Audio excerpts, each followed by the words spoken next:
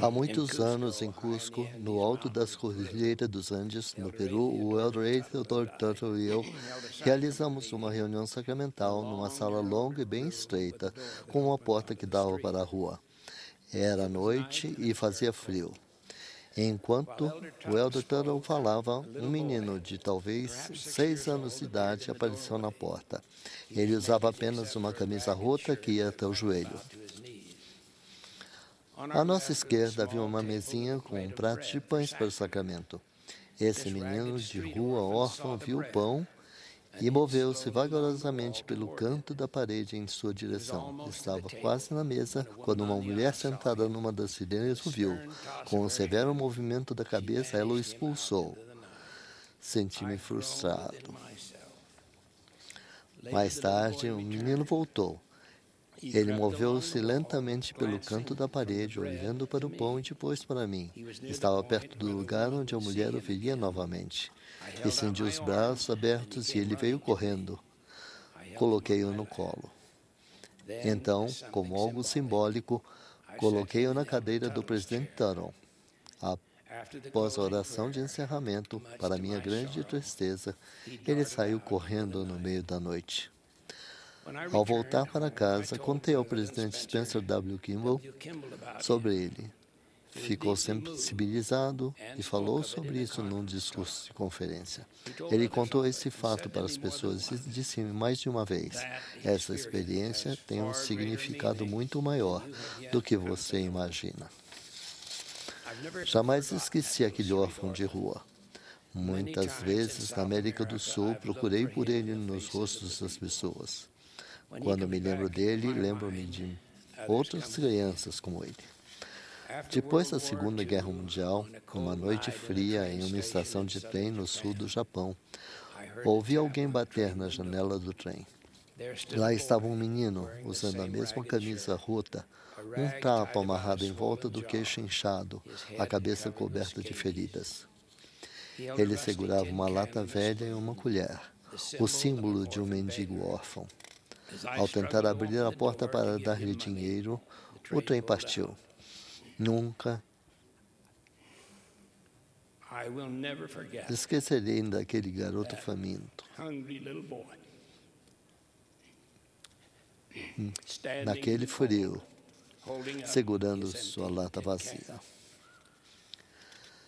Havia um menino de aproximadamente 7 anos, internado em um hospital de uma escola pública americana para índios. Estava com febre e coriza. Abriu um embrulho enviado da reserva pela sua mãe, a quilômetros de distância dali. Amarrados numa caixa de papelão com um adesivo que certamente conseguira no posto de trocas, estavam alguns pães fritos típicos dos índios navajos e alguns pedaços de carne de carneiro, um presente de Natal para o menino. Vi recentemente em uma reportagem de televisão uma fila de refugiados longa e familiar. Eles, como de costume, havia crianças carregando crianças. Uma delas estava sentada em cima de um pacote carregado pela mãe. À medida que andavam silenciosa e vagarosamente, ela olhava para a câmera. Aquele rostinho negro, miúdo e grave, e aqueles grandes olhos negros pareciam perguntar por quê. As crianças são agora o que foram no passado e o que serão no futuro. Elas são perfeitas e preciosas. Toda vez que nasce uma criança, o mundo se renova em inocência. Penso constantemente nas crianças e jovens e nos seus pais e oro por eles. Recentemente assistimos a uma reunião sacramental apresentada por crianças com necessidades especiais. Cada uma delas tinha algum tipo de deficiência, fosse de audição, de visão ou de desenvolvimento mental. Ao lado de cada uma delas havia um adolescente responsável por acompanhá-las. Elas cantaram e tocaram música para nós. À nossa frente, na primeira fila, havia uma menina que fazia sinais para os que estavam atrás de nós que não podiam ouvir. Jenny prestou um breve testemunho. Depois, seus pais falaram. Falaram da agonia profunda que tiveram ao saber que sua filha jamais teria uma vida normal. Falaram sobre as dificuldades intermináveis do cotidiano que se seguiram ao seu crescimento. Se alguém ria ou reparava muito em Jenny, seus irmãos colocavam o braço ao redor dela, protegendo-a.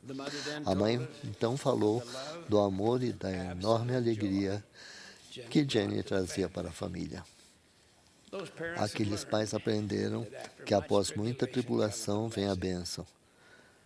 Percebi que se uniram mais diante da adversidade e refinaram-se como o puro ouro, tornando-se verdadeiros santos dos últimos dias.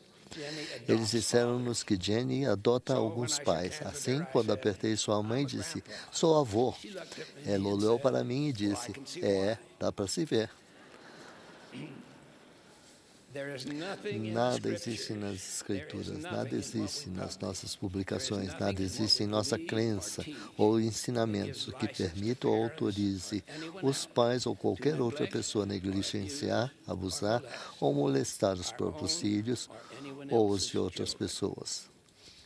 Existem nas Escrituras, existem nas publicações, existem na nossa crença, e existem nos nossos ensinamentos, conselhos, mandamentos e inclusive admoestações de que devemos proteger, amar, cuidar e ensinar os filhos a andarem nos caminhos da verdade. Traí-las é algo inconcebível.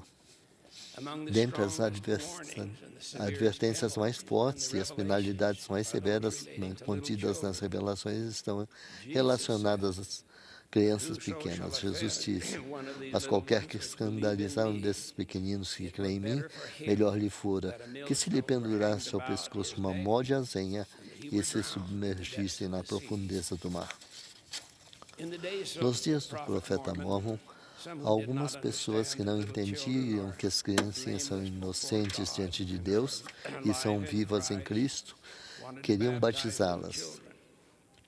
Moroni disse que elas negavam as misericórdias de Cristo e desprezavam a sua expiação e o poder de sua redenção.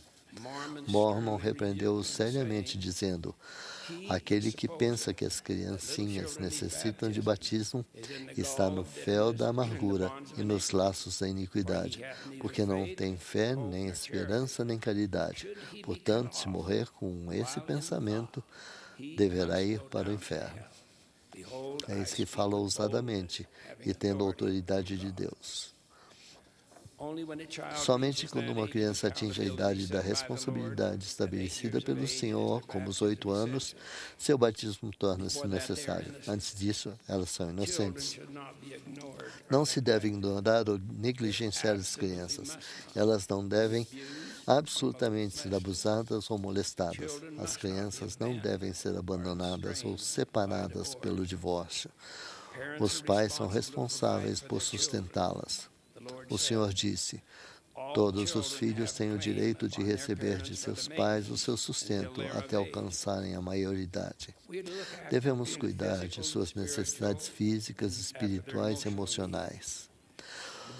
O livro de Mormon ensina, e não permitireis que vossos filhos andem famintos ou desnudos, nem permitireis que transgridam as leis de Deus, e briguem e disputem entre si e sirvam ao diabo, que é o mestre do pecado, ou seja, que é o espírito mau de quem nossos pais falaram, sendo ele inimigo de toda a retidão.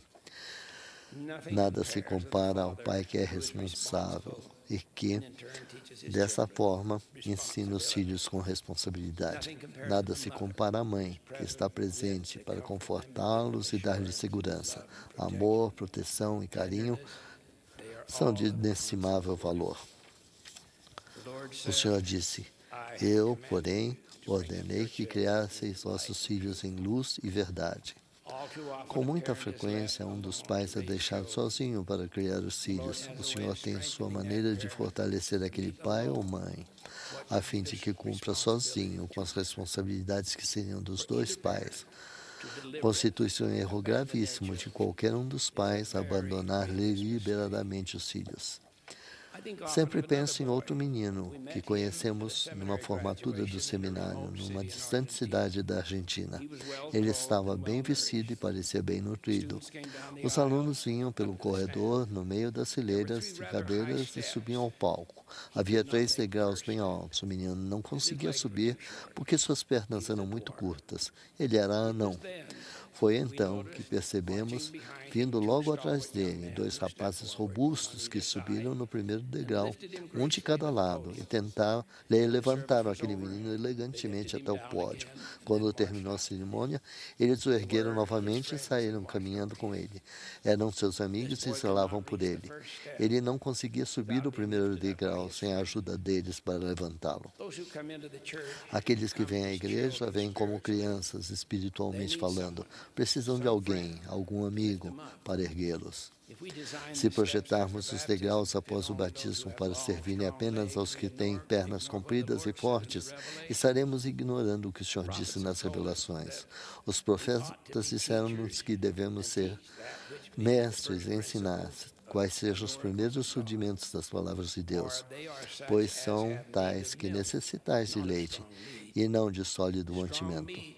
Mas o mantimento sólido é para os perfeitos, os quais, em razão do costume, têm os sentidos exercidos para discernir tanto o bem como o mal. O apóstolo Paulo escreveu: com leite vos criei e não com carne, porque ainda não podíeis, nem tampouco agora podeis. Em uma revelação dada em 1830, pouco antes da igreja ser organizada, o Senhor advertiu, porque agora não podem tolerar carne, devem receber leite. Portanto, não deverão conhecer essas coisas para que não pereçam. Devemos ter cuidado a fim de que não tornemos aquele primeiro degrau alto demais ou que o projetemos para aqueles que têm pernas compridas e fortes, deixando os outros sem ninguém para erguê-los. Quando alguns discípulos repreenderam os que levaram as criancinhas, ele disse: deixai os meninos e não os estorvais de vir a mim, porque dos tais é o reino dos céus. Quando seus discípulos perguntaram que tipo de homens eles deveriam ser, Jesus colocou um menino no meio deles. A não ser que vos torneis como uma criancinha, não poderemos, de modo algum, herdar o reino de Deus. Tenho uma profunda preocupação em minha mente, coração e alma com as crianças e seus pais. Ao longo dos anos, tentei descobrir o que o presidente Kimball queria dizer quando me lembrava daquele menino de rua órfão de Cusco e repetia: aquela experiência tem um significado muito maior do que você imagina. Um dia ele acrescentou: você colocou o futuro de uma nação em seu colo. Agora, no ano do meu 78º aniversário, entendo que o presidente Kimball estava vendo. Sei o que ele queria dizer. Aquele menino de Cusco e o do Japão e as outras crianças ao redor do mundo influenciam profundamente meus pensamentos, meus sentimentos e minhas orações mais fervorosas. Penso constantemente nas crianças e nos seus pais que lutam para criá-los numa época cada vez mais perigosa. Assim como meus irmãos, viajei pelo mundo inteiro. Assim como eles, ocupei cargos de confiança na área de educação, nos negócios do governo e na igreja. Escrevi livros. Como eles, também recebi honras, graus, diplomas e medalhas. Tais honras são concedidas devido às posições que ocupamos e nas quais servimos e não tem mérito algum. Avaliando o valor dessas coisas, a única que mais prezo dentro de todas essas, mais do que todas, o que tem valor maior para mim é a maneira como nossos filhos e filhas e seus respectivos cônjuges tratam seus filhos e como, por sua vez, nossos netos tratam os menores. No que diz respeito a compreender nosso relacionamento com nosso Pai Celestial, as coisas que minha esposa e eu aprendemos com o pais e avós que foram mais significativas, aprendemos com nossos filhos. Essa bênção foi me dada como um presente de minha esposa. O Senhor disse de mulheres como ela: uma mulher é dada a um homem para multiplicar e encher a terra, de acordo com meu mandamento, e para cumprir a promessa feita por meu Pai, antes da fundação do mundo, e para a sua exaltação nos mundos eternos, a fim de gerar as almas dos homens, pois nisso se perpetua a obra de meu Pai, para que ele seja glorificado.